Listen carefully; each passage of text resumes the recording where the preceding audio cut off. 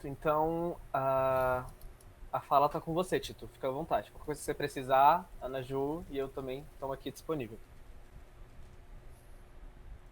Beleza, nossa, muito legal, gente. Sejam muito bem-vindos à sala da Projetos.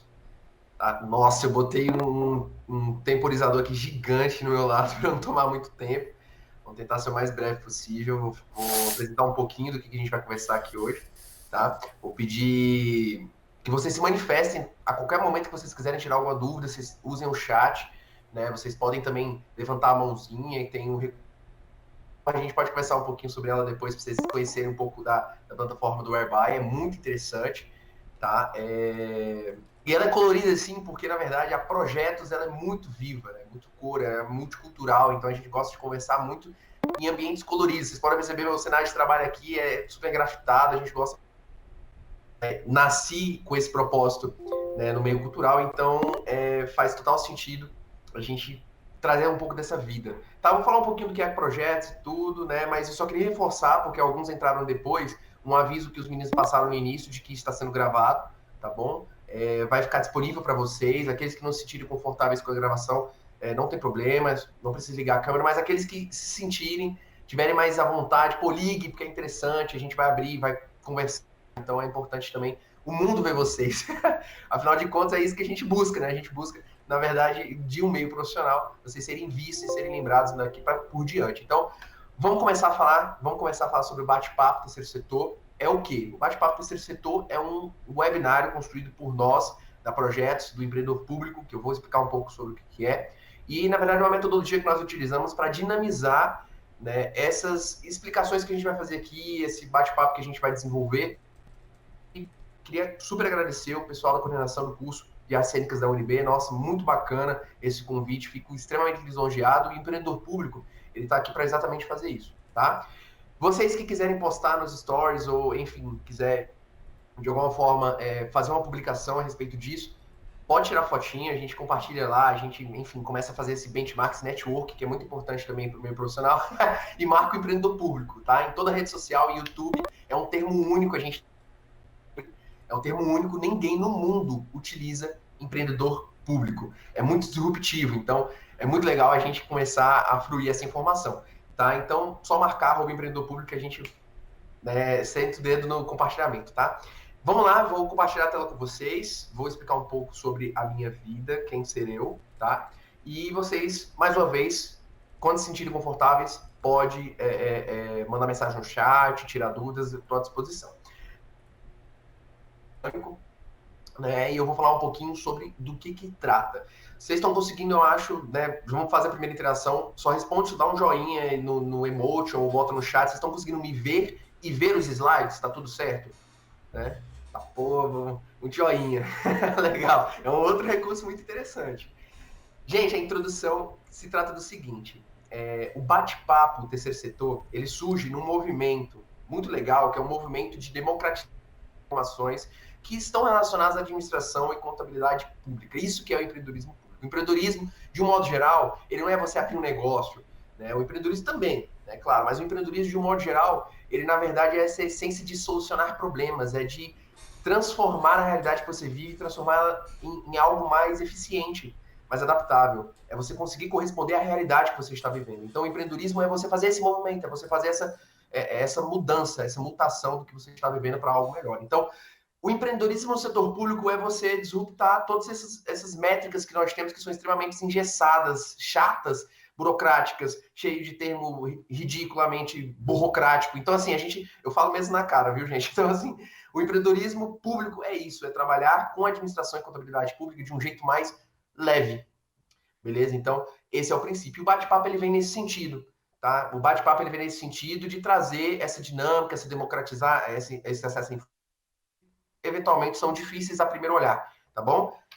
E muito prazer, eu sou o Tito Santana, eu nasci no terceiro setor, minha mãe, ela fundou uma instituição sem fins lucrativos quando muito cedo, né, quando eu era novo, né, e eu cresci nesse movimento. Minha mãe, ela é artista, minha mãe, eu tenho um carinho enorme pelo segmento por conta da minha mãe, pela criação que eu tive. Minha mãe, ela é cineasta, ela foi Miss Pernambuco, né, e ela veio para Brasília, ela sempre gostou, trabalhava com teatro, sempre se envolveu, né? Me colocou no teatro muito cedo, fiz muitas peças participando como ator, protagonista, ou não, eu participava de muitas obras, e no momento que ela foi começando a desenvolver, né, tecnicamente, né, no terceiro setor, profissionalmente no terceiro setor, ela foi criando forma, foi nascendo uma instituição que foi denominada Instituto Lumiarte, exatamente trazendo tudo isso de uma forma mais profissional. E isso vai acontecer com vocês também, em algum momento,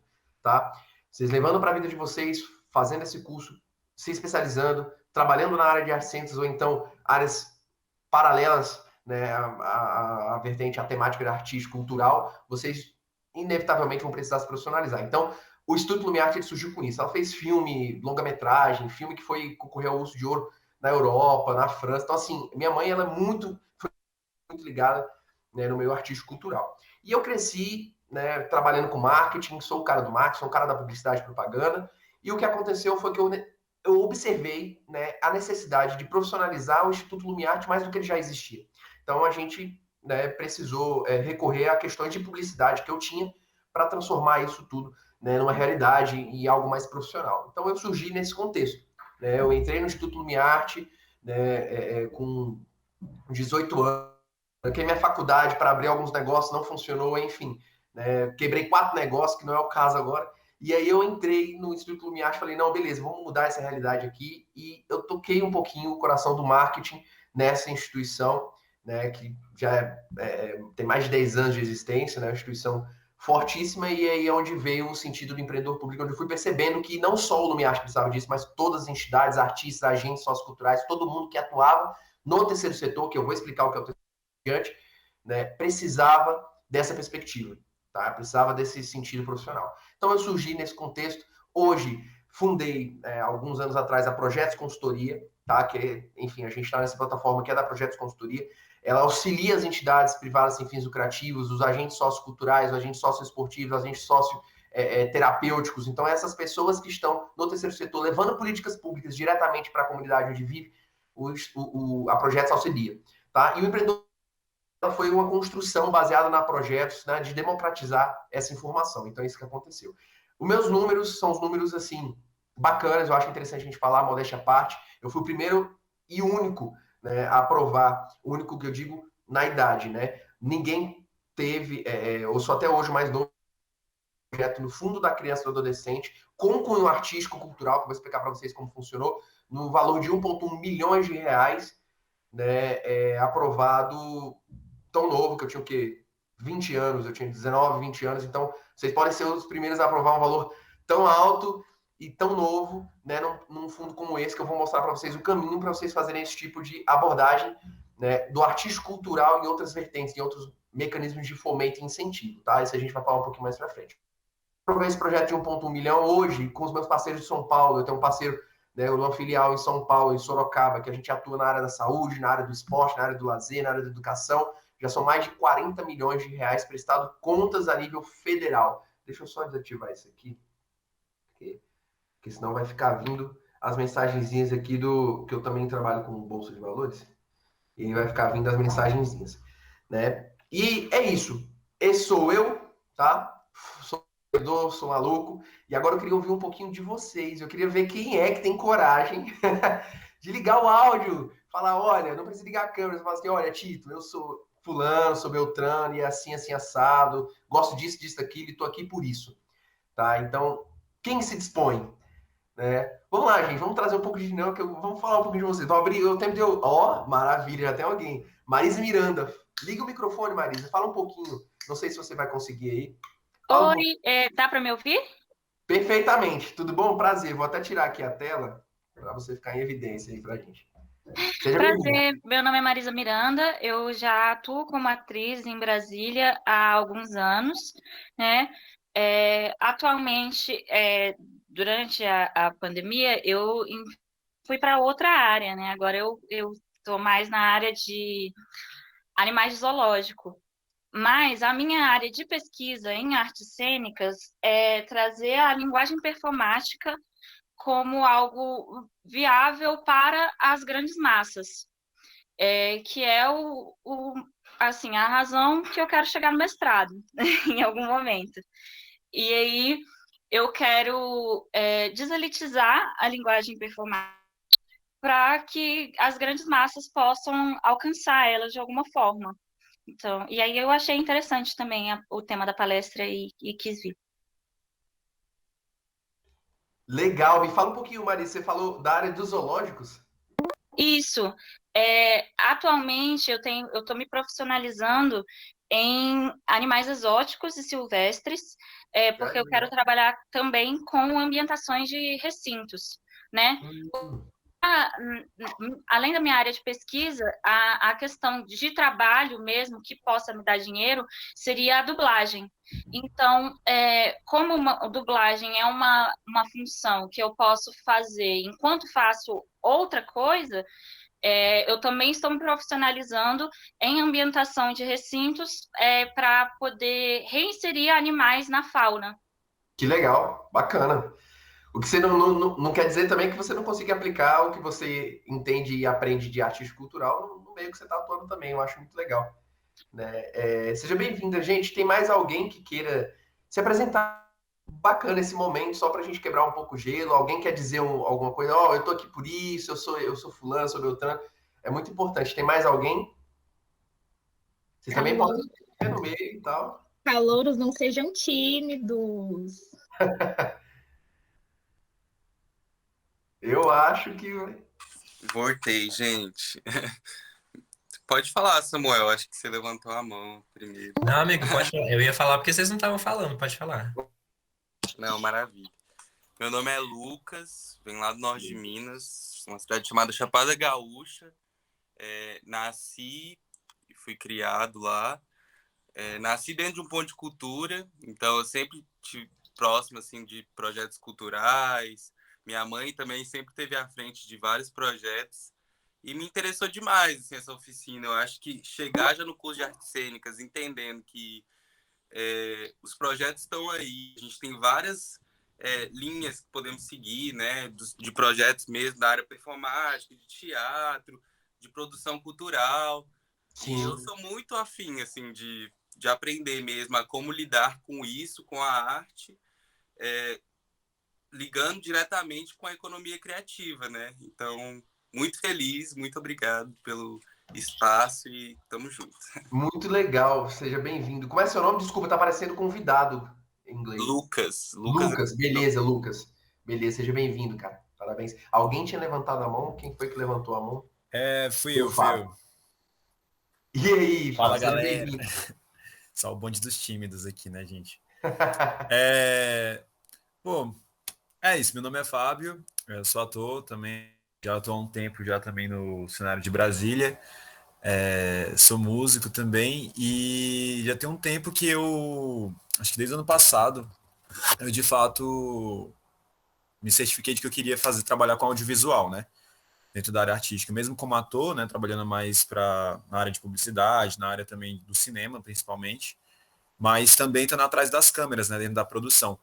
E é uma coisa que eu acho que, tipo, pouquíssimas pessoas sabem, tipo, dentro do mercado de Brasília, seja dentro da área teatral ou do audiovisual, é como iniciar empreendendo, né? Tipo, porque a gente vê o empreendedorismo como algo que fosse, tipo assim, você tem que ter ideias mirabolantes e, tipo, né? Como se fosse algo, tipo, super difícil.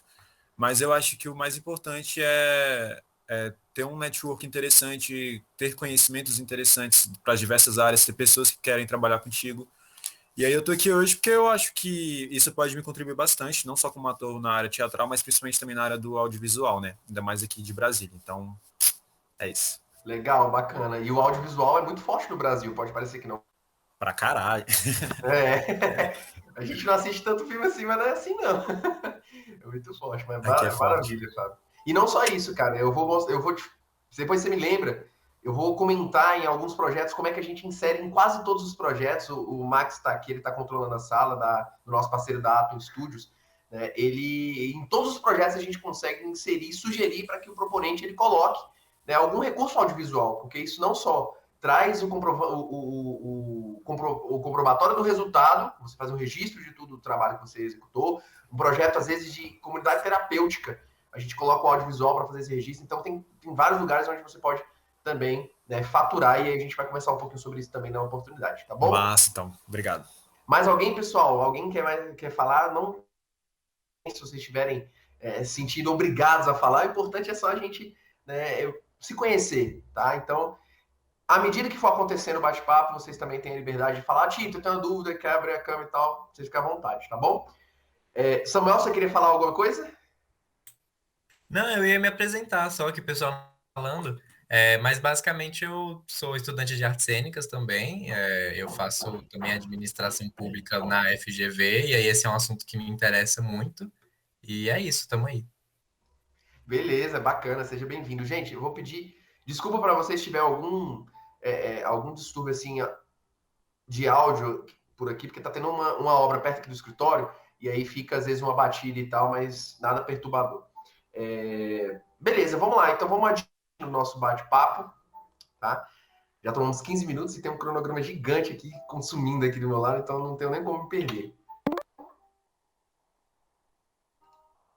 Pessoal, vamos começar explicando a estrutura, tá? Nós temos 6 temas e nós temos 10 minutos para cada tema, e os mesmos 10 minutos são 10 minutos de dúvidas, então a gente tem que acelerar, tá? Esses 6 temas, eles vão te dar um panorama, eles vão dar a vocês um panorama geral de como funciona a administração e contabilidade pública.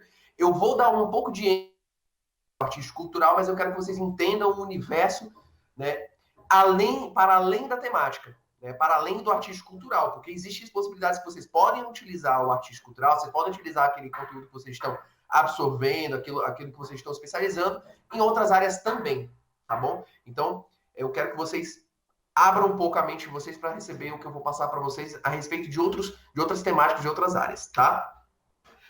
Vamos lá, cada tópico, vou falar brevemente e vou abrir para dúvidas em seguida, tá? Então, se você tem dúvidas, a gente vai conseguir interromper cada tópico e conversar, mas vai guardando aí no chat que eu vou abrir para o campo de dúvidas. O que é o terceiro setor? Eu estou falando de terceiro setor, terceiro setor, terceiro setor. Às vezes você nunca nem ouviu falar no terceiro setor. O terceiro setor, por mais da nomenclatura ser 3, não quer dizer que ele surgiu por terceiro ou por último. Na realidade, o terceiro setor ele existe desde o início da nossa civilização. Por quê? Diante da sociedade, né, existia a necessidade de compartilhamento e a necessidade de convivências. Isso gerou um senso de auxílio mútuo, colaboração. Quando isso acontece, o terceiro setor ele entra em evidência, que são as pessoas colaborando para um bem comum. Ah, Tito, você é comunista, você é socialista. Calma, não vou falar de política, não vou falar de ideologia, eu quero só que vocês entendam que o terceiro setor ele é inerente da doutrina política que nós estamos exercendo. Ele é inerente a qualquer tipo de... Ele acontece simplesmente pelo fato de estarmos em sociedade. Tá? O terceiro setor é o movimento onde as pessoas colaboram para construir algo em prol das próprias pessoas. Tá? É isso que acontece. Então, o que é o primeiro setor e o segundo setor? O primeiro setor é o Estado, o segundo setor são as empresas com fins lucrativos e o terceiro setor são as entidades privadas sem fins lucrativos. São organizações de sociedade civil organizadas. Tá? Então, é a sociedade civil organizada. É isso, é quando aqui e falar, vamos fazer um projetinho, vamos escrever um projeto, por exemplo, no fundo, no FAQ, no edital, vamos fazer uma peça. Quando você está gerando um consenso de colaboração entre algumas pessoas, você está exercendo o terceiro setor independente do que seja. Até porque a nossa Constituição, né, ela prevê políticas públicas e de uma forma involuntária a gente atua diante das políticas, tá? E aí, de forma simplificada, o que é o terceiro setor? Sou eu, você, somos todos nós, a nossa rua, a nossa comunidade, nossa turma, nossa faculdade, todo mundo. Tá? Todo mundo faz parte do terceiro setor. Beleza? Pronto. Dúvidas? Alguém tem alguma dúvida? Pode falar se tiver alguma dúvida. Só no tempo do meu gole. Fazendo propaganda da Red Bull, gente. Não sou patrocinado, mas é porque eu gosto muito de Red Bull.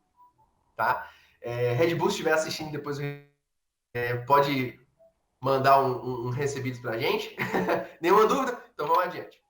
Se tiverem dúvidas depois, podem retomar, tá, gente? O que é o marco regulatório das organizações de sociedade civil? Ele é chamado de MIROSC. Tá? O marco regulatório, ele é um mecanismo legal que ele não, na verdade, ele não funda uma organização de sociedade civil, ou seja, ele não precede a existência do terceiro setor. Ele surge no ambiente de organização do terceiro setor. Por quê? A sociedade civil, cada vez mais, ela foi se mobilizando para receber e acessar recursos públicos para executar políticas públicas, seja no âmbito cultural, no âmbito artístico, do esporte, né, da prevenção a drogas ou violência, a saúde, seja no que for. A sociedade civil, de forma natural, ela foi se mobilizando para exigir pautas. E quando isso acontecia, né, o Estado foi se sentir confiante de fazer celebrar parcerias público-privadas e ceder recursos organizados a exercesse aquelas políticas públicas que eles estavam sugerindo. Então, quando isso acontecia, a gente utilizava um mecanismo legal não muito consolidado para isso, né, para esse fim, que era a Lei das Licitações, antigamente chamada de Lei 8666 de 1993. Hoje existe uma nova legislação que foi homologada este ano, foi sancionada este ano, tá? Que é a 14.000, e eu não lembro do número porque eu ainda não estudei ela a afinco, tá? Mas a Lei 13.019 de 2014, das organizações de sociedade civil. Ele é um mecanismo legal que vai te pautar nas parcerias público-privadas que você eventualmente celebrar. Então, Tito, beleza, eu vou apresentar o meu projeto, eu tenho um projeto aqui artístico-cultural, tenho um projeto de uma peça, alguma coisa que eu quero fazer nas escolas ou em outro ambiente, eu quero fazer na praça, nos espaços culturais que tem na minha comunidade, na minha região administrativa. Como é que eu faço isso? Eu vou levar isso para um deputado, que seja, eu vou levar isso para um vereador do meu município ou de outro. Quando eu for formalizar este documento, quando eu for formalizar essa parceria, quando eu for celebrar o recebimento deste recurso para executar isso que vocês estão oferecendo, vai ser baseado na lei do marco regulatório.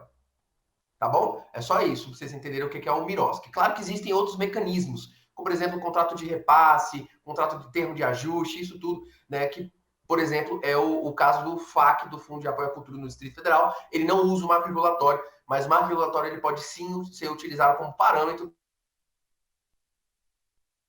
até porque o Ministério Público do Distrito Federal e Territórios ele utiliza o marco regulatório como parâmetro para monitorar essas parcerias. Tá bom? Gente, alguma dúvida?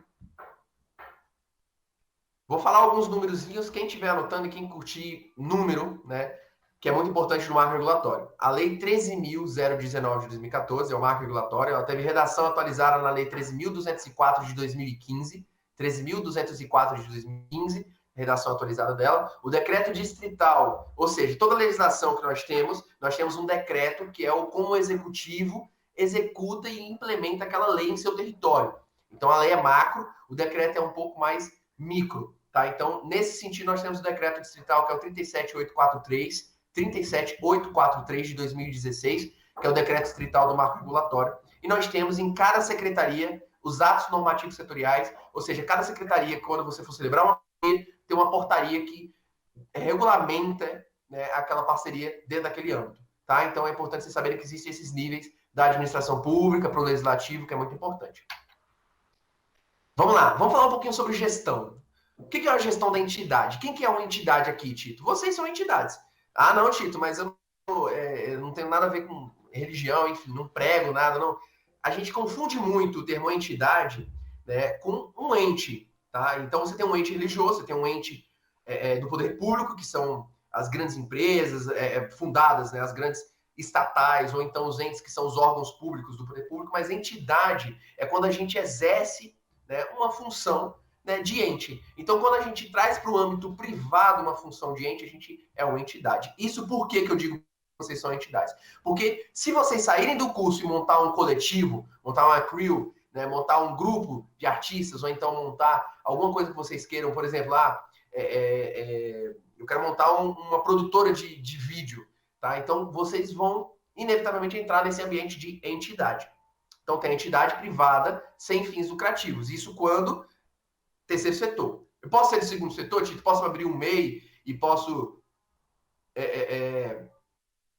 abrir minha produtora com um CNPJ limitado, a Eireli, eu posso usar outro mecanismo de contabilidade para fundar a minha empresa? Pode, não tem problema. Você não vai ser entidade, por quê? Você não está exercendo uma função de ente, ou seja, de primeiro setor, de poder público, de um modo privado. Né? Você vai ser uma empresa mesmo. Então, empresa e entidade são diferentes. Eu quero falar sobre gestão da entidade para dar um insight para vocês de como vocês vão capitalizar o negócio de vocês. Como é que eu vou capitalizar? Como é que eu vou transformar minha peça?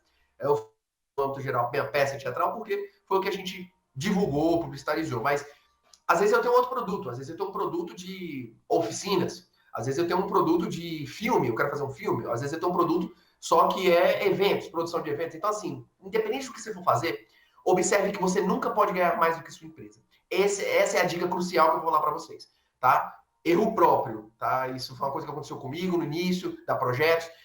Todo dinheiro que entrava, eu achava que eu tinha que ganhar mais do que isso vai totalmente contra a sustentabilidade da sua entidade. Então, quando vocês estiverem com a peça, com um grupo, vocês montarem um grupo, aí ganhamos um cachê, nossa, que fera, o que vocês vão fazer? Não comam todo o dinheiro. Eu não estou falando de comer de não lanchonete, vocês podem até celebrar, mas é comer no sentido de gastar todo o dinheiro entre vocês. Juntem, montem um caixa. É muito importante. Pensem sempre na proporcionalidade disso. Uma pessoa não pode receber mais do que a empresa recebe. Guardem esse recurso. Por quê? Tempos difíceis como, por exemplo, pandemia, acontece. Tá? Então, isso é muito importante vocês terem noção disso. Recebeu qualquer recurso, seja na minha empresa, eu vou no setor audiovisual, na minha produtora, ou então no meu grupo teatral, ou então numa empresa de elaboração de projetos, você quer trabalhar com uma projeto de trabalho, você pode também. O que eu for fazer, você nunca, pessoa receber mais do que a sua entidade, tá? Esse é um ponto de dica, assim, que para otimizar, eu dou a vocês. Claro que gestão envolve tudo, uma coisa muito maior, que vocês vão ter outra oportunidade de conversar sobre isso, como, por exemplo, publicidade, design, portfólio, benchmarking, que é você buscar pessoas com maior conhecimento para você fazer esse intercâmbio de conhecimento com essas pessoas que são ícones no que elas fazem. Existem outras, por exemplo, networking, que é você estar dentro dos eventos, você participar dos encontros, você estar no network. Isso é muito importante. Claro que são ferramentas vitais para a sustentabilidade do seu negócio, mas a dica que eu vou te dar é uma dica de administração. Né?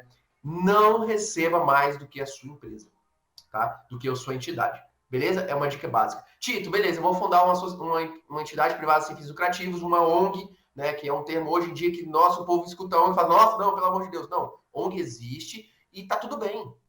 As ONGs existem e elas fazem um papel fundamental na nossa sociedade. A gente não pode ignorá-las. Nós devemos atuar com elas. Tá? Então isso é muito importante. Beleza? Eu quero montar essa instituição. Como é que eu vou? Eu não posso ter fins lucrativos. Como é que eu vou receber? Você não pode ter fins lucrativos, você pode faturar. Fins lucrativos diz respeito ao final do exercício financeiro, ou seja, ao final do ano, depois que você comercializou seu produto cultural, seu produto artístico, você fez várias coisas, ao final do ano, você não pode dividir o dinheiro que sobrou das pessoas que estão envolvidas. Isso é dividendo. Isso vai contra a contabilidade, a norma brasileira de contabilidade, sobre o que é ser sem fins lucrativos. Mas você pode faturar, você pode emitir nota fiscal, você pode ter inscrição estadual, você pode comercializar, você pode fazer isso. Tá? Então, é interessante vocês observarem que desde agora, o momento de vocês começarem a calcular estratégias para você se formalizar. Tá? Por quê? Porque você vender com uma empresa, você vender quanto profissional. Nossa, Dito, mas eu sou o fera da edição, eu sou o cara... Eu sou um mega ator aqui, eu vou chegar lá e o pessoal, não, fulano de tal. Ótimo, mas por que vocês acham que os grandes personagens, os grandes atores, ou então, vamos falar de outro ambiente, o jogador de futebol top de linha, por que você é um jogador de basquete que seja, ele tem uma agência assessorando ele? Porque ele só não tem configuração jurídica, ou seja, fica difícil da empresa contratar, ela contrata uma pessoa jurídica. Então, sempre pensem nesse universo de gestão da entidade da empresa. Tá bom? É muito importante, por isso que eu botei logo no início. Há alguma dúvida? Ah, tá. Antes de falar de alguma dúvida, eu tenho que falar um pouco sobre o que é um estatuto. Pessoal, vou fundar minha entidade. Vou fundar minha empresa. Vou sair daqui, vou abrir meu MEI. Agora, beleza, vou comercializar tudo que eu sei. Show de bola. Top de linha, tem que ter iniciativa. Contrato social. Você precisa de um estatuto no âmbito do terceiro setor que a gente estava conversando agora. Você precisa de um documento que defina o porquê da sua existência. Isso é muito importante, porque isso vai definir, sendo no meio lucrativo, com fins lucrativos ou sem fins lucrativos, e aí eu estou falando sem fins lucrativos porque a minha especialidade é acessar recursos públicos para executar o que a gente quer executar. Né? Você tirar a sua ideia do papel com recurso público é uma possibilidade, é uma realidade. Então eu falo desses dois cenários, que existem ambas as possibilidades, mas nos dois você precisa definir qual é a sua missão, qual é a sua visão, quais são os seus valores. Nisso, você deve pensar no seu estatuto, você deve pensar no seu contrato social. No terceiro setor, quanto entidade, que estávamos falando agora, o estatuto é o instrumento mãe. O estatuto ele é maior do que você, que é diretor, que é presidente, que é secretário, do que for da sua instituição, do que for da sua organização. Tá? Pense que o estatuto ele funciona por si só. Todo quadriano você vai... Ele não tem problema, pode ser você, mas é um movimento, você está envolvendo outras pessoas. Você sai de um campo, de um universo mais centralizador, não só de recursos, mas de demandas, de pautas, né, que é uma empresa que você faz por si só, você ganha para você, que não sei o quê. Quando você sai de um ambiente para um ambiente muito mais lindo, eu acho, particularmente, que é a entidade sem fins lucrativos, é onde você movimenta pessoas. Você tem que ter pessoas envolvidas. Então, quando a gente forma um de colaboração entre algumas pessoas em prol de um objetivo, tá aí, seu estatuto. Você deve escrever isso. Por que as pessoas se reuniram? Qual o objetivo? Isso é muito importante, porque é isso que vai definir quais recursos públicos você pode acessar. Tito, eu vou deixar para fazer isso depois que eu terminar o curso. Legal. Pode ser, é uma opção. Mas lembre-se, existem parâmetros de tempo de você acessa recursos públicos. Tá? Então, você pesquise um pouco, estude, dedique um pouquinho para você estudar, né, o que você deve fazer agora para você se preparar para que no futuro você faça, tá bom? Mas a gente está entrando num ambiente agora de profissionalização. Chega, a gente está saindo, a gente está entrando na primeira ou se é a segunda, a gente está entrando em outro cenário. Então, a partir de agora, a gente tem que pensar mais do que nunca nessa profissionalização em prospecto do futuro, tá? Agora sim, eu acho que sim. Não, agora ainda não. Pode falar, Ana, você tem alguma dúvida? Eu tenho, acho que talvez seja a dúvida de alguns dos meninos que acabaram de entrar. Explicar para eles o que é MEI, né? Ah, desculpa. Tá bom, gente, perdão. Nossa, eu trabalho tanto com as pessoas que, tipo, já falo tanto sobre isso que eu acho que as pessoas são obrigadas a entender, e não são, desculpa. MEI é o microempreendedor individual. É o primeiro passo para você se tornar uma pessoa jurídica. Não vamos comer etapas, né? Você não vai, beleza, Tito, sair daqui, agora vou faturar meu primeiro 1 milhão, vou abrir minha mega empresa, vou fazer uma sociedade limitada. Nossa, acho que você sonhar, né? Mas você precisa ir passo a passo, e o MEI é o primeiro passo. O MEI é muito prático de fazer, tem um portal do empreendedor, vocês podem jogar no Google, como é que eu vou, ao tirar o DRT, eu preciso, qual que é a dúvida, depois, rapidinho que eu já tirei essa dúvida, mas só para vocês verem que tem uma dúvida aí para me passar depois. O MEI, então, é esse primeiro momento. Portal do empreendedor, joga no Google. Google, pai de todos, né? Mãe de todos de conhecimento, né? Você joga lá, você vai entender como funciona o MEI, tá? Em seus detalhes, mas de um modo geral, é esse primeiro passo para você se profissionalizar. Eu posso começar o meu MEI antes de começar uma instituição sem fins lucrativos? Você pode ter os dois. Mas, se você tem uma empresa gigante com faturamento enorme, você tem que começar de algum ponto, e aí a sugestão é o MEI, que pode faturar até 82 mil ao ano, diluído em vários meses, tá? Em 12 meses, então você tem um limite mensal de faturamento também, mas ele te possibilita emitir nota fiscal. Você tem auxílio-desemprego, você tem auxílio... tem outros auxílios lá que eu também não tenho tanta legitimidade para falar, porque é uma questão contábil, mas tem várias coisas que você paga o INSS, você paga algumas coisas com tributo mínimo de 50 e poucos reais, qual o valor que está agora. Mas é um programa que simplifica a sua profissionalização, tá bom? Tem uma dúvida da Marisa, né? Ela está perguntando se, ao tirar o DRT dela, ela precisa ter o MEI. Acredito que não, né? Não é uma coisa que... Um depende do outro, tá? Não é uma necessidade. A mesma coisa, por exemplo, eu não sei se vocês sabem, mas existe um cadastro de entes e agentes da cultura no Distrito Federal, que é o CA. Tá? Isso também é uma mão na massa assim, para vocês, porque vocês vão estar inclusos no ambiente, tá? Principalmente no ambiente distrital de acesso a recursos para cultura e arte. Então, é uma coisa que você pode ter, mas um elemento não conecta com o outro necessariamente. Claro que, né, eu vou participar de um edital, eu vou precisar emitir nota fiscal, então para isso eu tenho um MEI, ou então eu vou precisar participar desse edital porque eu tenho que estar cadastrado, e aí tem o SEAC. Então, são informações, né, que você vai conciliando, né, que tudo vai fazer de uma maneira uniforme, vai gerando um senso, né, profissional para o seu negócio, tá? Mas não depende de uma coisa da outra. Questão. Alguém sabe responder essa questão? Beleza, Tito, eu vou pegar um recurso público, eu vou lá entrar num edital, vou conseguir 50 mil reais. Um deputado distrital. Fui lá, defendi meu projeto, vendi minha ideia lá na Câmara e consegui 50 mil reais para eu fazer o meu projeto. Eu posso me empregar? Eu posso trabalhar, eu posso pegar esse dinheiro e falar, não, peraí, que desse dinheiro aqui, desses 50 mil, aqui 10 mil é para minha pessoa, porque eu vou fazer isso e aquilo. Eu posso fazer isso? Alguém sabe me dizer se eu posso? Pode mandar no chat, viu, gente? Só manda o joinha. A interação que importa.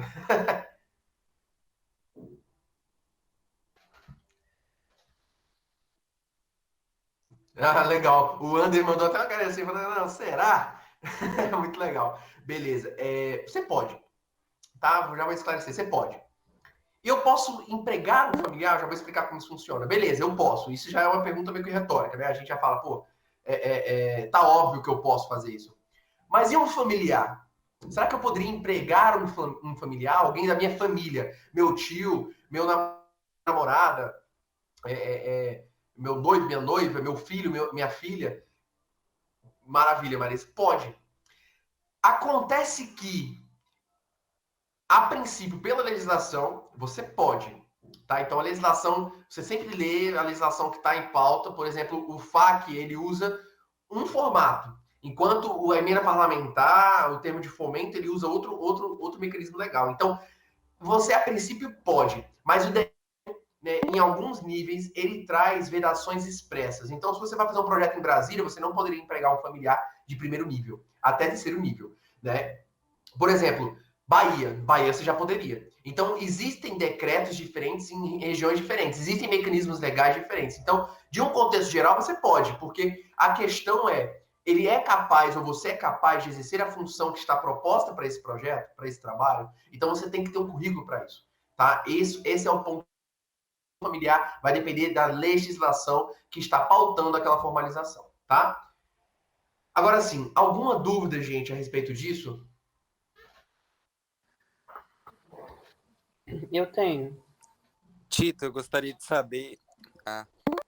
Eu gostaria de saber como inicia o estatuto, o processo e como que chega ao final, assim, precisa de uma assinatura de cartório ou de alguma coisa envolvendo o próprio Estado?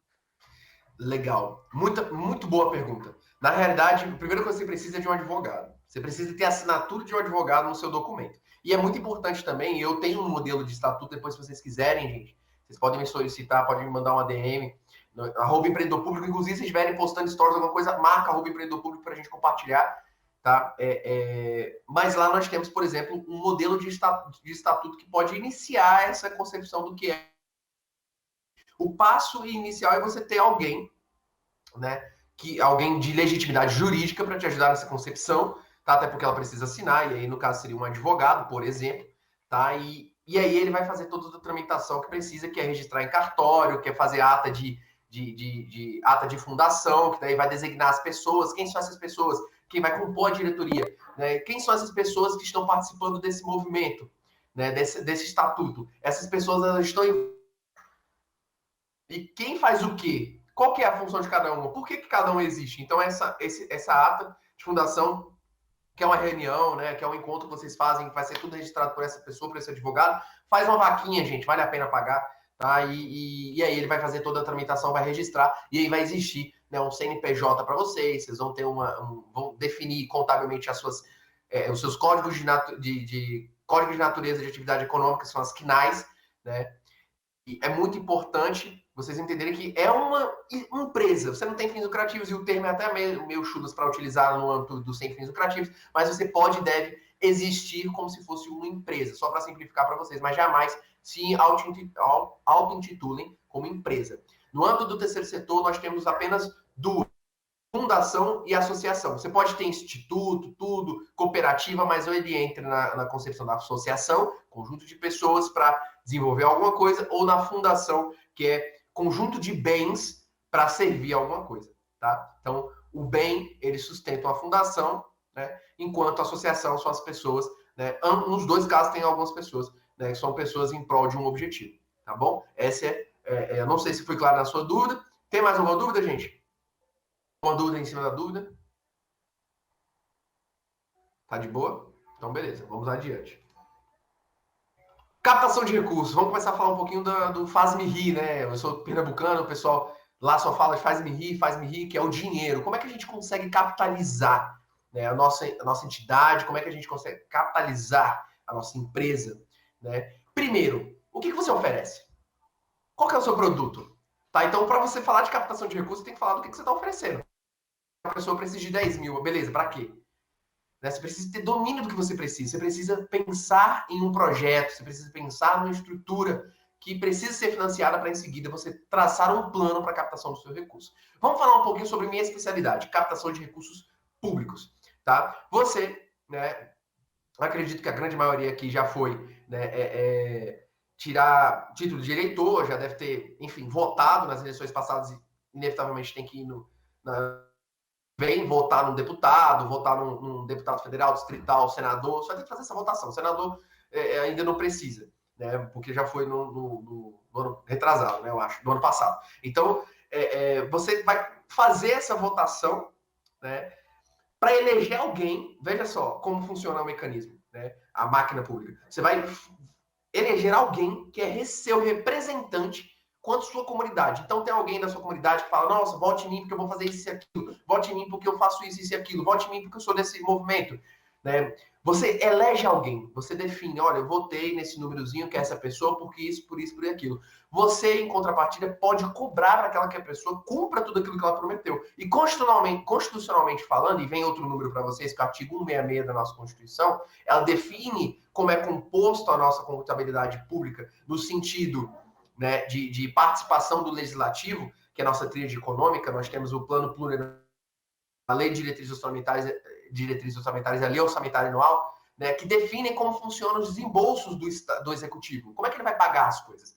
Tá? Isso é muito importante vocês não dominarem, mas saber que existe, porque ali no artigo 166 da nossa Constituição, ele define que esses parlamentares, esses deputados eleitos por você, né, eles podem destinar recursos para as causas que eles defenderam, né, eles têm uma parcela que nós chamamos de emendas impositivas, que eles, né, que o Estado, que o Executivo é a fomentar, a investir no que ele determina, porque é a parcela de participação dele dentro da contabilidade pública, da economia do Executivo.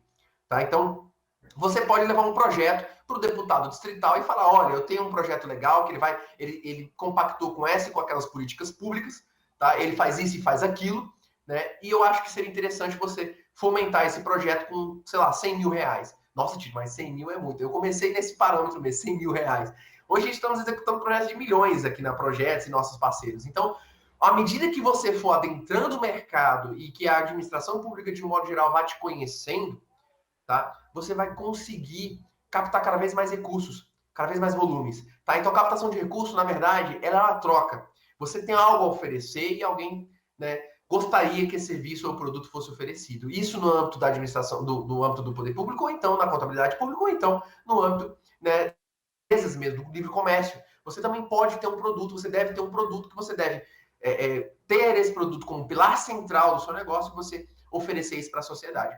Tudo em volta, né, para política. Gente, quantas vezes eu já escutei, eu não gosto de política, eu não sou político. Vocês são políticos, tirem isso da cabeça de vocês. Vocês são vendedores, as pessoas falam, não sou vendedor, não adianta. Qualquer negócio que você for, qualquer curso que você for fazer, que quando você sair, você tem que se vender no mercado, seu currículo, tem que fazer o seu portfólio, tem que se apresentar, tem que meter cara a tapa, e não adianta você ficar buscando curso que você não vai fazer isso, porque você tem que fazer isso, tá? Infelizmente.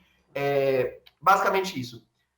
Eu vou falar das leis orçamentárias. Antes, eu vou abrir para a Ana tirar uma dúvida, que ela já levantou 2 vezes a mão. Diga, Eu estava tentando abaixar. Na verdade, a Marisa está com um probleminha de conexão. Ela não está conseguindo ouvir a gente direito. Eu não sei se é um problema com a internet ou se ela está com dificuldade aqui na plataforma. Eu acredito que pelas pessoas que estão aqui, né, e que continuam aqui, eu acho que é um problema da conexão dela, né? Eu acho que vale a pena depois mandar só uma mensagem para falar, não, reiniciei a internet e tal. Alguém falou, o Camilo falou, o Camilo Clayton falou que tá tudo ok para ele. Eu acredito que para a grande maioria aqui. Se tiver travando de algum jeito, gente, e for geral, vocês me avisem, porque talvez a minha conexão pode dar problema e pode interferir no compartilhamento dos slides e da minha imagem. Vou falar um pouquinho sobre as leis orçamentárias muito rápido. Todo ano é votado a lei orçamentária anual e a lei de diretrizes orçamentárias. A lei de diretrizes orçamentárias vem primeiro e a lei orçamentária anual é uma das últimas coisas votada em Câmara. O que isso define para você? Mais uma vez, o artigo 166 da nossa Constituição. Ele define para você que, naquele momento, né, o legislativo ele está definindo quais são as políticas públicas da área que você quer atuar. Então, Tito, eu quero fazer um projeto com arte, de cultura, para escolas. Então, é um projeto artístico-cultural para educativo. Né? Você tem que estar atento nas políticas públicas que estão sendo mais financiadas, e essa é a malemolência. Tem que estar ligado quais são as políticas públicas que o Estado está mais financiando para fazer sentido você propor projetos. Não adianta você ficar preso, gente. Chega disso. Ficar preso na Secretaria de Cultura. Ficar preso só na temática de cultura. Você pode e deve fazer cultura em outras áreas. Você não sabe, mas uma das políticas públicas mais fomentadas na Secretaria de Turismo é a economia criativa. Eventos é turismo. Pode parecer que é cultura, mas é no turismo. Entende? Então, assim, você tem uma gama de secretarias, de outros universos que você pode trabalhar cultura e arte, porque isso é premissa constitucional, isso é política pública. Então, qualquer pauta, beleza, Tito, como é que eu vou... Fala aí agora, como é que eu vou entrar na lei de incentivo ao... Que a gente vai falar um pouquinho sobre lei de incentivo um pouco mais à frente. Ixi, meu tempo tá comendo aqui, eu tenho que acelerar. Como é que eu vou entrar na lei de incentivo ao idoso com cultura? Você não pode botar o idoso para fazer terapia musical? Isso é arte, isso é cultura. Terapia de artes plásticas, pintar, sei lá. Ou até mesmo atuar, ou até mesmo brincar com mímica.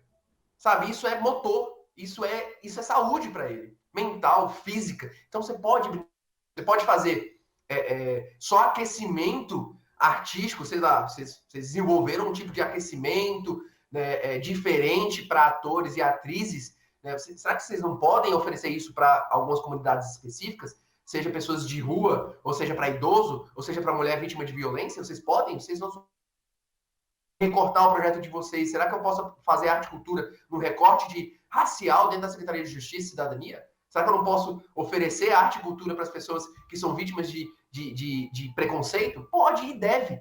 Então, a arte e cultura, ela não é só da cultura.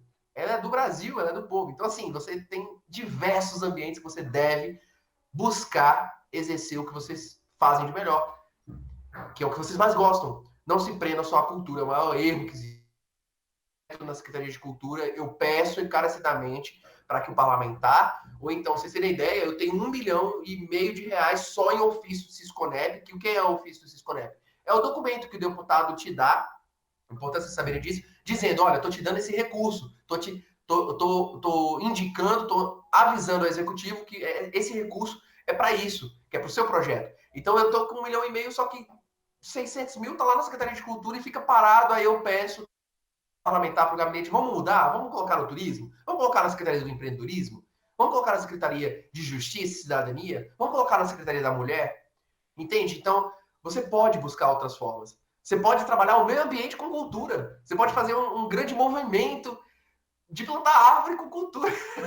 Entende? Então, parece universos diferentes, mas na verdade não. Na verdade, quando você consegue conciliar essas políticas públicas e mostrar para aquela banca que está avaliando o seu projeto, aquelas pessoas, inclusive isso para você consegue trabalhar, você consegue inserir a arte e cultura em outros universos. Agora sim, vamos falar um pouquinho sobre lei de incentivo também. Emenda parlamentar, eu já trouxe para vocês um pouquinho desse cenário. Vou falar um pouco agora sobre fundo. O que vocês precisam saber de fundo? Fundo tem uma legislação. Todo fundo é fundado a partir de uma legislação. Ou seja, existe um mecanismo legal próprio dele que define o fator. Por exemplo, eu já tive projeto aprovado no FAP, Fundo de Apoio à Pesquisa. O FAP, como é que ele funciona? Eu posso falar com o presidente da FAP e falar, olha, presidente da FAP, eu tenho esse projeto de ciência e tecnologia social, que seja, por exemplo, cultural, tecnologia cultural, vamos inovar, vamos fazer uma startup, né, que vai conectar os artistas com... Eu tenho esse projeto, gente, depois podemos conversar sobre ele, que conecta os artistas com os estabelecimentos de entretenimento. Eu tenho maravilhoso que você pode fazer pela FAP. E mais uma vez você está fazendo cultura em outro local, em outro universo. Então eu posso mostrar para ele, e pela lei que funda a FAP, né, o Fundo de Apoio à Pesquisa, ele pode fazer um contrato de repasse, pode fazer um convênio específico, né, e nos fazer, né, esse aporte para concluir nossa pesquisa. Então isso pode acontecer. Tá? Do outro ponto, por exemplo, né, que a Marisa falou da questão, e ela não está aqui, né, ela deu problema de conexão, mas ela falou da questão da zoologia. Nossa, olha que legal. Ela submeteu o projeto dela, né, mesmo que não seja especificamente de arte e cultura no momento, né, mas ela pode buscar repaginar e pode oferecer também para a FAP. Só que a FAP, ela pode te dar repasse direto porque você captou esse recurso, enquanto o FAC, Fundo de Apoio à Cultura, não pode fazer isso. Tem que ser tudo por processo democratizado, ou seja, tudo por certame, editais. Tá? Então, cada fundo, pesquise quais são os fundos que tem no Distrito Federal, quais são os fundos que tem no Brasil, pesquise os fundos e entenda a legislação, porque cada um tem seu mecanismo, e aí você traça uma nova estratégia para executar o seu projeto dentro de cada fundo. Tá bom? Lei de incentivo. Existem diversas leis de incentivo. A maior que nós temos hoje é a Lei de Incentivo à Cultura, não tão grande quanto era, quando ainda batizada Lei Rouanet. Né? A Lei de Incentivo à Cultura faz parte do Fundo Nacional, do Plano Nacional de Cultura, né? E do Fundo Nacional de Cultura. Tá? O Fundo Nacional de Cultura é uma vertente da lei, do Plano Nacional de Cultura, enquanto o Sistema Nacional de Cultura, enquanto a Lei de Incentivo é outro. Como funciona a lei geral? Tá? A lei de incentivo, né, em um modo geral, ela funciona na relação sua com a empresa, né, com o segundo setor, onde eles atuam a partir, onde eles investem em você, te incentivam a partir da isenção fiscal. Então, o que você vai fazer? Qual que é a tratativa? Primeira tratativa é você existir, você tem um projeto, você vai submeter o seu projeto, né, você vai criar um documento de vender a sua ideia e vai vender a sua ideia para uma empresa. Essa empresa, você vai dizer, olha, você pode, né, o imposto a nível distrital, Lei de Incentivo à Cultura, DF, você pode abater o ICMS, o ISS, você pode abater alguns impostos locais, tá? Para fomentar esse projeto. É muito bacana para eles. Por quê? Quando você apresenta essa possibilidade, ele simplesmente vai deixar de pagar um imposto que ele já pagaria, pagar para a Receita, né? Ele teria que pagar para a Secretaria de Fazenda, ele deixa de pagar para a Secretaria de Fazenda para investir numa publicidade para ele e investir num projeto seu. E aí vem o poder da ativação da marca, que depois a gente vai falar um pouquinho sobre a ativação da marca, tá? Mas isso acontece quando você vende o seu projeto para ele e você pode submeter uma possibilidade de isenção fiscal. Mas, Tito, é só chegar lá e falar, beleza, isentou fiscalmente? Não. Você precisa depois, com a carta de anuência dele, ou seja, eu declaro que eu desejo apoiar, submete ele para a Secretaria de Cultura e fala, olha, eu preciso de uma carta de isenção fiscal para esse projeto, porque esse patrocinador já existe e ele está, né, validando a minha ideia.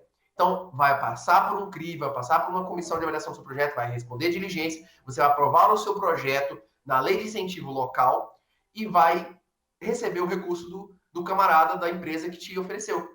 Né? Então, no final, ele vai apresentar, na hora de pagar o tributo, na contabilidade dele anual, né, ele vai mostrar que te financiou, que te aportou e ele vai ser isentado fiscalmente. Então, é uma possibilidade. A nível federal, você trabalha com imposto de renda e nós temos o sistema de apoio à lei de incentivo à cultura, que é o SALIC, né, que ele oferece você fazer isso de forma online. Hoje em dia está tudo muito melhor. Né? Você faz de forma online todo o cadastro, tudo, você faz o protocolo, todo o seu projeto, leva toda a documentação, demora um pouquinho, aí vamos botar aí tipo 90 dias. Então, mas você já pode começar a pensar nisso. Tá? Isso é lei de incentivo. Lei de incentivo, ele pega na legislação uma parcela daquela receita por meio de impostos e tributos que as empresas eventualmente pagam e ele se propõe, né, a isentar desde que ele fomente políticas públicas. Existe lei de incentivo ao idoso, existe lei de incentivo incentivo e defesa às pautas femininas ou de enfrentamento à violência feminina, as mulheres, no caso, o feminicídio, enfim. Existe lei de incentivo para uma cada de coisa, a diferentes níveis. Municipais, distritais, você pode exercer o seu projeto lá no Planaltino de Goiás, porque às vezes eles têm uma lei de incentivo lá. Então, você pesquisa, tá? Como é que eu faço para colocar cultura, arte e cultura nesse... Beleza, Tito, eu quero fazer um projeto de lei de incentivo ao esporte. Vamos ver se você é o boy mesmo, você consegue botar um projeto de arte e cultura numa lei de incentivo ao esporte. Gente, várias manifestações artísticas e culturais, elas são de cunho esportivo. Capoeira. Quer algo mais cultural que capoeira? Milenar. Você pode montar um projeto que você vai fazer um filme de capoeira. Você está botando duas vertentes. Dando exemplo, você pode buscar outras vertentes. Pode falar mímica, coordenação motora, sei lá. Vou fazer musicoterapia. Porra, isso, desculpa, gente. Eu falei a minha palavra, mas desculpa, é porque eu me empolgo. Então, você pode utilizar de ferramentas diferentes, de temáticas diferentes, para atuar com lei de incentivo diferente no âmbito da cultura, da arte. Tá? Então, você pode buscar esse universo e explorar esse universo. Por fim, o que é crowdfunding? Crowdfunding é financiamento coletivo. Então, você cria um projeto, você cria um movimento e você lança uma campanha publicitária falando, gente, vaquinha, tá? é comumente chamado de vaquinha. Você vai fazer uma vaquinha e falar, olha, eu quero atender 100 crianças dessa escola, entendeu? Com aulas de teatro, aulas de dança, ou então um outro exercício, alguma coisa que você queira fazer do seu universo, que você entenda. Quero fazer esse movimento, quero atender essas crianças. Aí você coloca lá alguns apelos, coloca algumas informações, mostra tecnicamente como vai executar e abre uma vaquinha. E a publicidade vem para isso. Você fala, ó, publicidade e tal, e divulga, redes sociais, engajamento. Você vai fazendo isso tudo para crowdfunding ser uma possibilidade de captação de recursos para o seu negócio, para sua entidade. Posso vender um produto ou um serviço? Você deve. Tá? Então, assim, é uma pergunta retórica. Né? Não faz nem sentido eu abrir para vocês responderem, porque vocês sabem que vocês estão aqui especializando para vender um produto ou um serviço que vocês consideram, né, ideal para vocês. Então, eu gosto de trabalhar com vídeo, eu gosto de trabalhar com zoologia. Né? Eu quero trabalhar com isso no âmbito da arte e cultura. Você pode vender isso, você pode criar um produto. Projeto é um esforço, é um esforço temporário, tá? São estratégias de esforço temporário para fim, né, de uma ação. Então, você cria um documento, cria um projeto para esse seu produto ou serviço temporário para uma ação, uma política pública. Tá? Então, você utiliza disso para você vender e divulgar para quem possivelmente possa ser um financiador da sua instituição. Alguma dúvida? Eu acho que eu vi uma dúvida ali. Estão perguntando se a LAB, não sei se é assim que se É o LAB, né? Isso, o LAB, se encaixaria em lei de incentivo? Depende. Lei de incentivo, na verdade, ela não analisa o proponente só. O proponente, claro que ele deve ser analisado e tudo, mas depende da lei de incentivo, né? A lei de incentivo, ela analisa a ação, tá? Então, você tem que submeter uma ação, claro que vai ter um campo para você indicar os proponentes, se for formalizado como pessoa jurídica, que tem que ser, né? Se o LEB for uma pessoa jurídica, eu acho que é isso, né, que quis perguntar, LEB, que seria tipo um laboratório, seria alguma coisa, né, nesse sentido. Se for formalizado quanto pessoa jurídica, você pode submeter quanto proponente, porque você tem que colocar os cadastros de proponente, mas você também pode, o LEB não ser formalizado e você fazer uma parceria com alguém que já é uma pessoa jurídica. Tá? Então, aí você pode também submeter uma lei de incentivo. O que importa para eles é analisar o projeto em si, o escopo, como isso vai acontecer. Mas a carta de isenção fiscal ele dá para uma pessoa jurídica, por isso precisa desse CNPJ. Tá bom? Alguma outra dúvida, gente? Então vamos adiante, porque teoricamente eu tenho 2 minutos. Mas vamos lá. Ah, sim, tá. Audi Blanc. A Lei Audi Blanc. Eu tô achando que você tá falando de leve de laboratório. Né? A Audi Blanc, ela na verdade, ela é uma lei, né, baseada, ela é específica. Lei de incentivo é uma lei específica, então ela não conversa com lei de incentivo. Tá? Claro que se você ganhar um prêmio com o recurso da Audi Blanc, que já aconteceu aqui, inclusive no âmbito do DF, para você construir uma estrutura, um projeto, alguma coisa nesse sentido, e você depois submeter isso numa lei de incentivo, não tem problema. Tá? Informações. Até porque quem faz o monitoramento dos projetos em lei de incentivo é diferente, né? O grupo de gestores que faz esse monitoramento é diferente do grupo de gestores que participam da Audi Blanc, tá? Então, uma coisa não conversa com a outra. Né? Claro que você pode utilizar o mesmo projeto, você pode utilizar a mesma ação para participar da Audi Blanc, né? Ou já participou, e em seguida participar da lei de incentivo, não se cruzam. Importante fazer essa pergunta porque quando a gente fala de projetos, a gente às vezes tem um projeto macro, né, que a gente vai submeter o mesmo projeto em diferentes ministérios. Cuidado. Né? Quando você for submeter em diferentes editais, ou então for submeter para diferentes parlamentares, ou então diferentes empresas, você tem que tomar cuidado, porque às vezes existe uma legislação naquele âmbito de formalização que impede a duplicidade de objeto. Eu vou falar um pouquinho sobre... Né, vou ver se tem oportunidade, porque meu tempo já estourou. Né? Você tem que tomar cuidado só para não ter interferência nisso.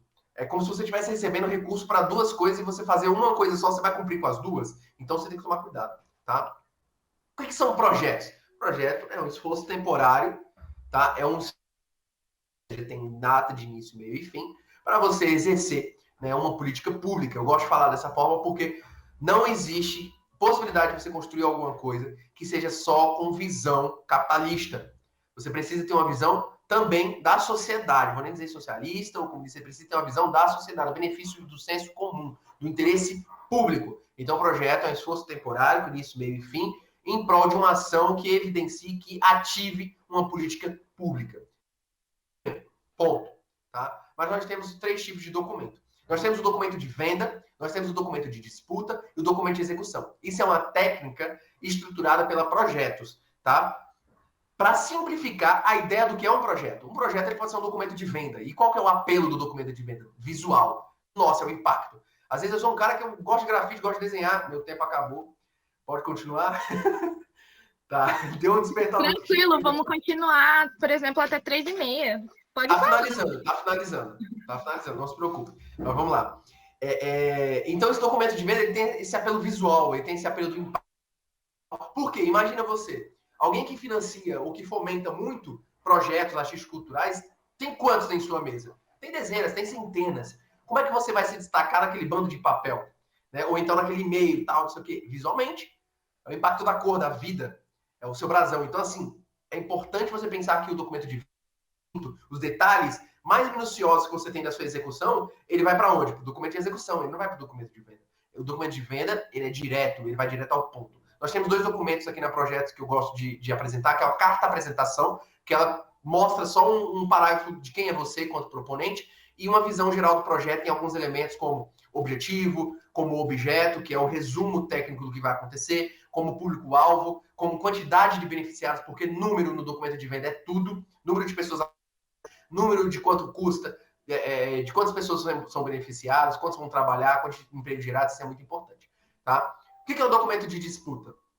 O documento de disputa, você ainda tem esse apelo visual, mas você deve utilizar um pouco mais de detalhes. Por quê? Porque você vai submeter um documento de disputa em um edital. Você vai participar de uma disputa, de um certame. Então, o documento de disputa ele é mais carregado, ainda não tão carregado, porque ele não é o documento final. Quando você participa de um edital, você depois precisa passar por uma análise do seu plano de trabalho. Então, a sua proposta de trabalho ela é diferente do plano de trabalho. Então, o documento de disputa traz detalhes que são inerentes à existência do seu produto, mas que não são detalhes tão aprofundados da sua execução. Tá? Como, por exemplo, vou dar um exemplo idiota aqui. Hora e local onde você vai atuar. Né? Isso são coisas que você não precisa definir no documento de disputa, mas você diz, eu vou atuar. É basicamente isso. Tá? Documento de execução aí sim é um documento onde você trabalha com detalhes, mas você ainda assim tem uma estratégia. Não bota tanto detalhe. Cuidado com datas, com valores, com muita especificidade de várias informações. Por quê? Porque isso pode te prender na execução. Então, tome cuidado com isso. Tá? Documento de execução, ele serve para você submeter para alguém e falar, beleza, pode executar. Então, se você submete um documento extremamente geral, amplo, que te dá permissividade de você executar da forma que você preferiu, então a realidade mudou. Né? Se você não tivesse colocado que é ou presencial ou online as oficinas, você exercer online. Agora você coloca presencial, claro que ele é uma informação que poderiam cobrar, mas se você coloca exclusivamente presencial, você está, né, condicionado a um período pós-pandêmico. Entendeu? Aí você tem que pedir uma alteração no seu projeto. Então, a execução é detalhista em até certo ponto, tá bom? Alguma dúvida, gente, em relação a projetos? Se vocês quiserem depois, eu posso mandar exemplos de documentos de venda, de disputa, de tal. Tá? Então, vamos adiante. Tá finalizando. Prestação de contas. É o momento final. Qualquer dinheiro que você pegar, de quem quer que seja, preste contas. Ah, Tite, é crowdfunding, fiz uma vaquinha, todo mundo mandou dinheiro. Você acha que o Lucas, o Lucas Penteado, saiu do BBB, né? O Lucas Penteado saiu do BBB, fizeram uma vaquinha para ele comprar a casa da mãe dele, que era o objetivo dele participar do BBB, claro que o cara estourou, foi um ícone, né? Ele saiu do BBB. E você acha mesmo que ele poderia pegar o dinheiro e viajar? Ele tem que mostrar, não, ó, aqui, ó, comprei a casa. Não, o cara vai ser, virtualmente falando, linchado. Então não pode. Ele vai ser destroçado, vai ser cancelado. Né? Então você tem que prestar conta. Mesmo que seja só uma vaquinha. Pegou um dinheiro de recurso público? Preste conta. Como, Tito? Prestação de contas, eu tenho 2 parâmetros. Tá? E eu tenho uma dica aqui para vocês. Tá? Primeira pergunta. A prestação de contas ela é feita antes do projeto, durante o projeto ou depois do projeto? Vamos rápido, gente. Depois do projeto. Você acha que é depois, Ana? Alguém mais tem outra opinião controversa durante e depois? Muito legal, o Ander falou, dos 3. Muito legal também. Gente, vocês estão...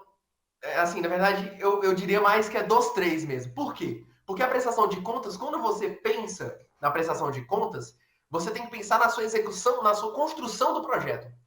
Por exemplo, Tito, eu vou colocar aqui, eu vou atender 80 pessoas.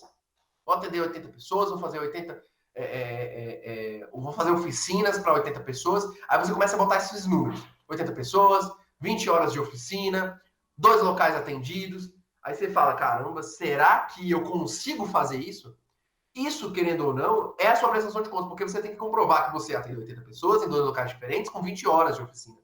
Senão, daqui a pouco você vai ter que trabalhar de graça, vai ter que ampliar a sua carga horária, recebendo apenas 20 horas. Antes também, é só na estruturação, é pensando formas de prestar conta. Vou apresentar lista de presença, vou apresentar pesquisa de opinião, vou apresentar fotos, porque se você lembra disso só depois, né, você se ferra. Porque você não fez tudo, você não registrou isso tudo no durante.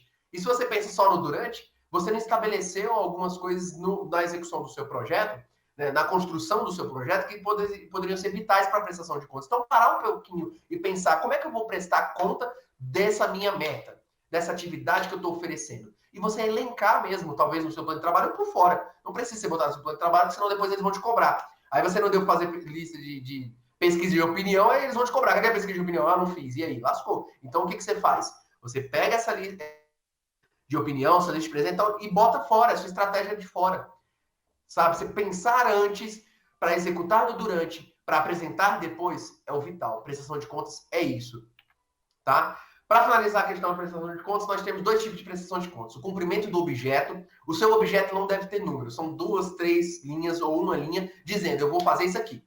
Não precisa botar número, não precisa botar nome de cidade específica, não precisa botar nome de escola. Não coloque nada que seja muito específico. A maioria dos contratos, elas se baseiam no objeto do seu projeto. Se o seu objeto do projeto não for cumprido completamente, integralmente, isso pode dar ressarcimento. Ou seja, você devolver o dinheiro. E aí lascou, né?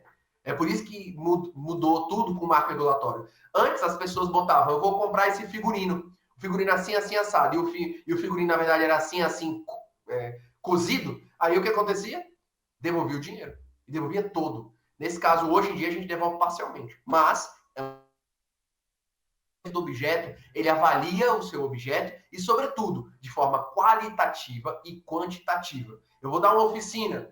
Quantitativamente, quais são os parâmetros que eu indiquei no meu plano de trabalho? Então, pensei para que eu apresente a minha prestação de contas. Então, são 20 aulas, são 20 horas aulas, são 2 turmas, são 80 pessoas atendidas, lista de presença para 80 pessoas, relatório de carga horária, né? Relatório de atividade, foto. Então, isso tudo você vai...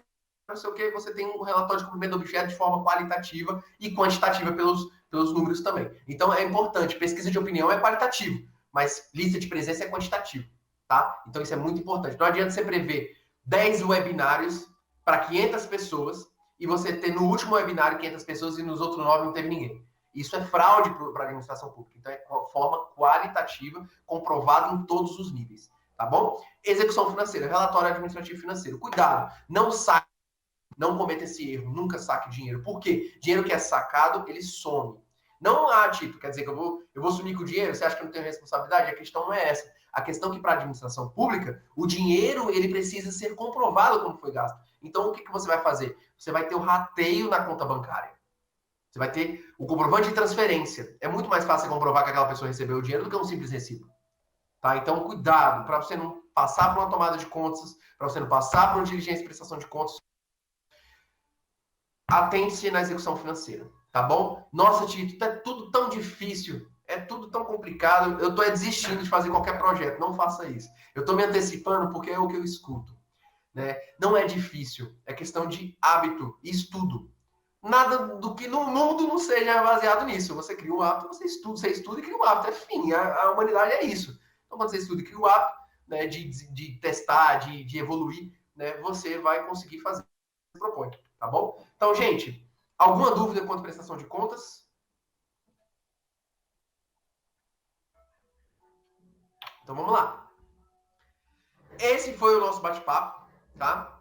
Queria falar para vocês que chegamos a 1 ano, já existimos há 1 ano, tá? O Empreendedor Público, simplificando o terceiro setor. YouTube, Instagram, Facebook, Twitter, @Empreendedor Público. Exclusivo, não existe ninguém no mundo falando sobre empreendedorismo público, estamos providenciando um livro, no futuro vai existir um livro falando sobre isso, e é um canal feito para simplificar os conceitos do terceiro setor, porque chega de não entender nada, chega da gente não conseguir fazer as coisas, tá? Só um merchanzinho básico dizendo que estamos aí, por favor, nos siga e também compartilhe, né, com as pessoas que vocês conhecem que não estão aqui, né, que saíram, que não estão aqui, não entraram. Isso que estamos conversando. Vai estar disponível depois no nosso canal no YouTube, a gente vai disponibilizar o quanto antes para vocês, tá bom? E muito obrigado. Esse foi o nosso bate-papo. Eu sou o Tito Santana, empreendedor público, e tamo junto. Tito, muito obrigada por essa conversa. Foi muito bom. A gente entendeu muita coisa, aprendemos muita coisa hoje. Anderson, você quer falar alguma coisa? Eu vi uma mãozinha levantada. O Tito falou da importância do portfólio, porque o portfólio serve não só, mas também tem o portfólio do projeto.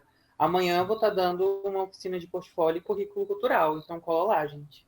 Eu achei por isso que eu não entrei em muitos detalhes, porque eu já sabia que você ia falar, então eu não vou violar seu tema. Eu vou falar um pouco mais sobre o SEAC também, como conseguir e mandar um portfólio. O cadastro entre agentes culturais. Muito importante, gente. Muito importante. Eu adorei, me simplificou muita coisa. Eu tinha feito alguns cursos antes desse edital do PAC que teve, só que... Gente, eu tô conversando. Desculpa, gente. Eu fiz uns cursos antes do edital do PAC que teve agora, durante maio e junho, só que foi focado muito no FAC, assim, e foi passado, tipo assim, só por cima do terceiro setor. Me esclareceu muitas coisas. Na verdade, eu tenho uma dúvida em relação a conseguir essas verbas públicas. Você acha importante o meu grupo, o meu coletivo, ter uma associação, uma fundação parceira nossa, e uma empresa também, tipo, porque a empresa não pode pegar emenda parlamentar, igual a associação. Na verdade, desculpa, deixa eu interromper. Na realidade, é uma prática muito comum. Em alguns casos, é visto de uma forma negativa, porque muitas das entidades que já possuem as empresas dos diretores são contratos das empresas dos diretores para exercer uma função. Se houver mérito na contratação, não tem problema. Então, você pode ter a empresa e ser contratado dentro do projeto. A OSC é muito importante, a ONG, de modo geral, porque a OSC é só ela ter os padrões que o marco regulatório interpõe. Né? Mas a OSC ela é vital, porque você não consegue acessar recursos públicos se tiver uma empresa com fins lucrativos, a não ser que seja uma licitação ou então um edital que prevê já esse tipo de contratação direta para empresas com fins lucrativos. Agora, tem que ser uma entidade privada sem fins lucrativos, com certo tempo de existência e alguns parâmetros dependendo da localidade. Entendeu? Então, é muito, muito, muito, muito, muito importante.